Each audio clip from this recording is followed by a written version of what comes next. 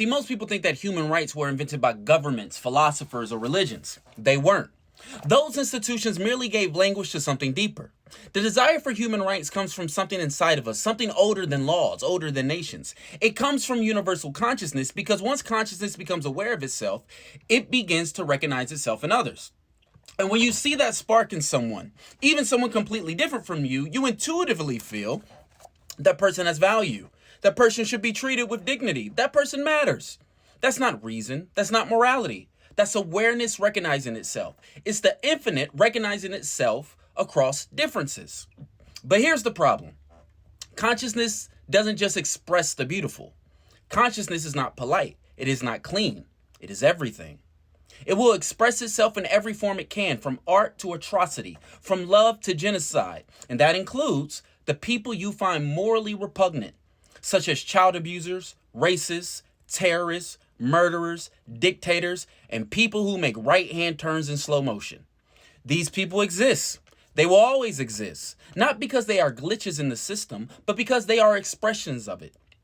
Universal consciousness wants to know itself in all forms, even the most evil ones. The devil is just as much as part of the universe as God. You alone do not get to dictate what is right any more than Hitler. You don't have to like this, but you need to understand this, because the question is no longer, should these people exist?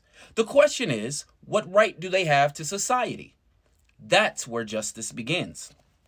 The existence of evil is not a failure of the universe. It is an arena for faith. If there was no evil, there would be no good. If there was no oppression, there would be no justice to fight for. If there were no systems of exclusion, there would be no need to actualize inclusion.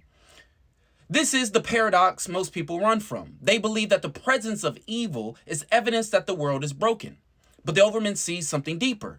Evil exists so that good can be actualized. Not imagined, not theorized, but lived. If everyone was kind, inclusion wouldn't be a virtue. It would be the norm. If there were no wrongs, justice would be a word with no meaning. If no one ever failed, faith would never be necessary. That's why we should not be shocked by the existence of darkness.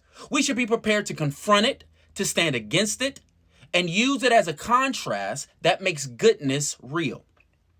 The boundaries of human rights are not what's written in constitutions. The boundaries of human rights are whatever the people are willing to put up with. The United States of America has a serious child abuse problem within their public schools. CBS once reported that a child abuser may move between 3 school districts before they are caught because of protection teachers have with privacy laws. It's systematic. You won't be able to pinpoint the problem, and that's the point. Set up whatever system you want. If you want safe schools, universal consciousness must manifest itself in people who are a danger to children and give them varying levels of skills and abilities just like everyone else. So the abusers will be at every level of the public education system, from state to local to federal. In the human resources department, in the classrooms, they will hire lawyers, become judges, influence judges, because that's who they are. They do not respond to the threat of consequences in the way that the rest of us do. They push the limits because they want to, and you must accept you most likely will never be able to change them. Once they've committed to a pattern, the self gets locked into a story and seeks to live that narrative out.